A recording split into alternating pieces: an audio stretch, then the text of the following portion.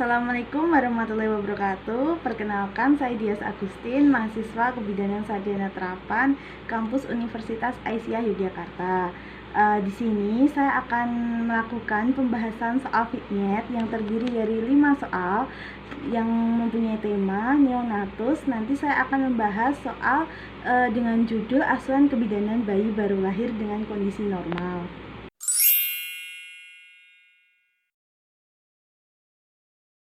Saya bacakan ya untuk soal yang pertama. Jadi soal pertama ini tinjauan pertamanya area kompetensi yaitu keterampilan klinis dalam praktik kebidanan. Untuk domainnya adalah kognitif. Untuk siklusnya pada bayi baru lahir. Ruang lingkupnya ini masih fisiologis ya. Untuk manajemen asuhannya termasuk dalam perencanaan, sasarannya nanti individu, setting tempatnya klinik. Saya bacakan vignette-nya. Bayi perempuan lahir spontan di Puskesmas Bantul 1 dengan umur kehamilan 39 minggu. Hasil pemeriksaan, bayi menangis, tonus otot baik, dan warna kulit kemerahan. Kemudian, bidan melakukan tindakan selanjutnya. Nah, untuk pertanyaannya, saya bacakan ya. Apakah tindakan yang dilakukan bidan setelah pemeriksaan sepintas? Optionnya ada A. Hisap lendir, B. Keringkan, C. Hangatkan, D. Atur posisi, E. Pemantauan tanda bahaya. Nah, untuk jawabannya yaitu C, yaitu hangatkan bayi. Nah, sekarang memasuki pembahasan soal pertama, yaitu tadi sudah dijelaskan di soal bahwa bayi sudah mendapatkan asuhan pemeriksaan sepintas atau penilaian sepintas. Nah, tadi di penilaian sepintas sudah ada bayi menangis spontan, bayi kemerahan, dan bayi menangis kuat. Nah, itu sudah cukup ya. Untuk asuhan selanjutnya yaitu kita harus menjaga kehangatan bayi agar bayi tidak kehilangan panas atau tidak hipotermi. Nah, untuk lebih jelasnya saya akan jelaskan melalui bagan yang akan saya tampilkan selanjutnya ya. Mari disimak.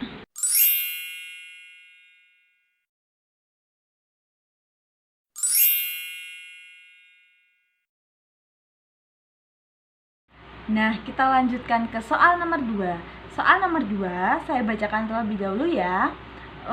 Untuk area kompetensinya yaitu keterampilan siklus dalam praktik kebidanan. Untuk domainnya yaitu psikomotor, siklusnya bayi baru lahir, lingkupnya adalah fisiologis, asuhan fisiologis, tinjauannya dalam manajemen penata laksanaan, sasarannya individu, dan setting tempatnya berada di klinik atau unit kesehatan. Untuk vignette-nya saya bacakan ya. Bayi laki-laki lahir 6 jam yang lalu dengan UK 39 minggu. Hasil pemeriksaan, bayi menangis, tonus otot baik, kulit kemerahan, dan KU baik. Untuk hasil pemeriksaannya yaitu suhunya 37 derajat, pernafasannya 48 kali per menit, berat badannya 3000 gram, PB-nya atau panjang badannya 50 cm, lingkar dada 35, lingkar kepala 33 cm. Apakah asuhan yang diberikan untuk bayi tersebut? A. IMD, B. Dimandikan, C. Keringkan, D. Klem tali pusat, E. Menghisap lendir. Untuk jawabannya yaitu B, yaitu B adalah dimandikan.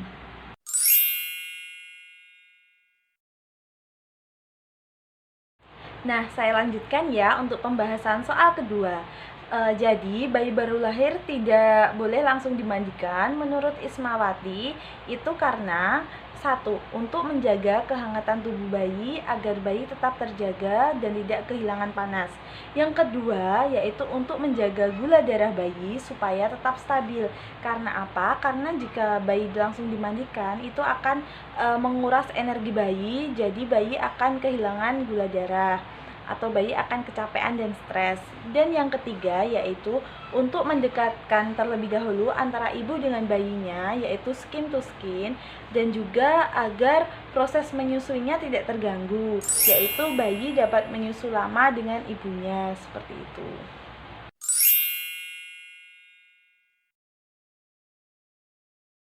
Nah, sekarang kita memasuki soal yang ketiga, yaitu untuk area kompetensinya masih keterampilan klinis dalam praktik kebidanan, domainnya kognitif, untuk siklusnya masih bayi baru lahir, lingkupnya fisiologis, manajemen asuhannya penata laksanaan, sasaran individu, setting tempat, klinik atau unit kesehatan.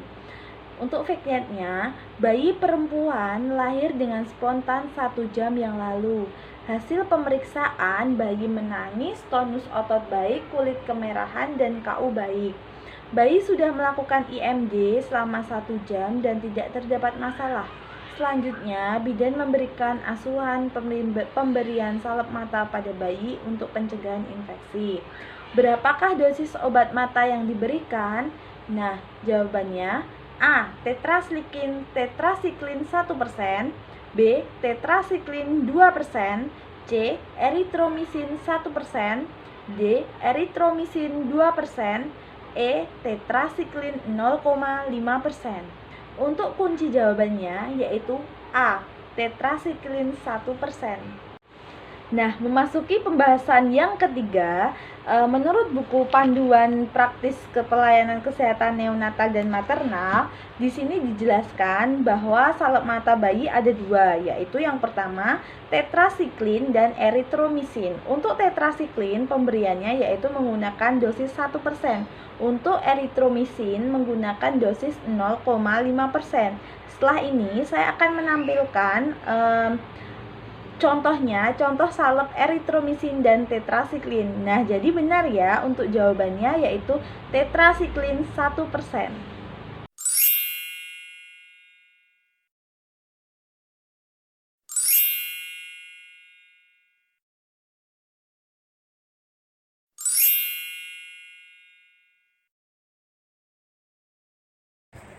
Nah, untuk soal yang keempat, untuk area kompetensi bidan yaitu keterampilan klinis dalam praktik kebidanan, domainnya kognitif, siklusnya bayi baru lahir, lingkup praktik fisiologis, manajemen asuhan penata laksanaan, sasaran individu, setting pelayanan klinik atau unit kesehatan. Untuk vignetnya, bayi perempuan lahir dengan spontan UK 40 minggu.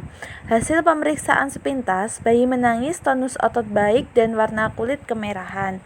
Bayi dikeringkan dan diamati tanda bahaya. Setelah itu, bayi dilakukan tindakan jepit potong tali pusat.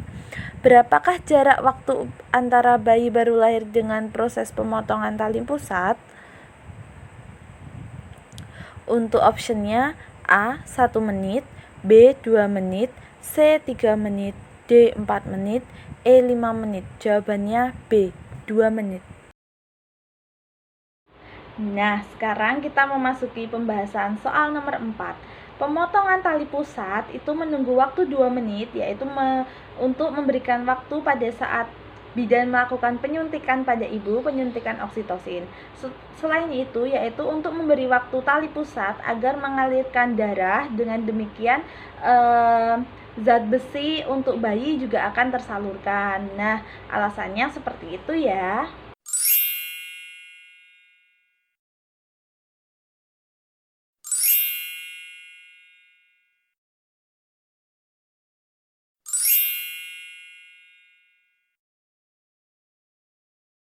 Nah, sekarang memasuki soal yang terakhir, yaitu area kompetensi bidan, keterampilan klinis dalam praktik kebidanan, domainnya psikomotor, siklus kehidupannya bayi baru lahir, lingkup praktiknya fisiologis, manajemennya perencanaan, dan sasarannya individu, setting tempatnya klinik.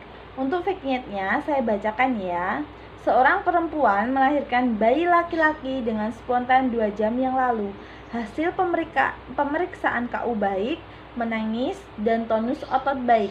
Hasil pemeriksaan BB 3.800 gram, PB 50 cm, lingkar kepala 33 cm, lingkar dada 30 cm. Apakah tindakan yang harus dilakukan bidan? Untuk jawabannya A. IMD, B. Injeksi HB0, C. Injeksi vitamin K, D. Pemeriksaan fisik, E. Pemberian salep mata. Untuk jawabannya yaitu B. Pemberian injeksi HB0. Nah, saya lanjutkan untuk pembahasan soal yang terakhir. Untuk inisiasi menyusu dini itu dilakukan setelah bayi lahir atau setelah dilakukannya asuhan-asuhan yang sebelumnya. Contohnya, menjaga kehangatan bayi, isap lendir, keringkan, pemantauan tanda bahaya, dan klem atau potong tali pusat. Setelah itu kita melakukan IMD. Nah, IMD dilakukan selama 1 jam dengan tetap melakukan pemantauan tanda bahaya pada bayi. Nah, setelah itu kita melakukan suntikan vitamin K1 di paha kiri bayi.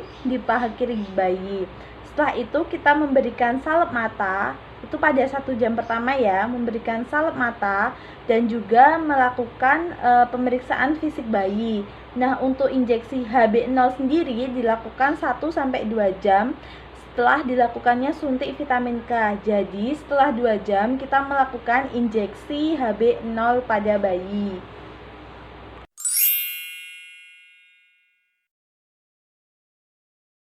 Nah, tadi saya sudah selesai melakukan pembahasan soal vignette. Terima kasih untuk perhatiannya. Mohon maaf apabila ada salah-salah kata. Wassalamualaikum warahmatullahi wabarakatuh.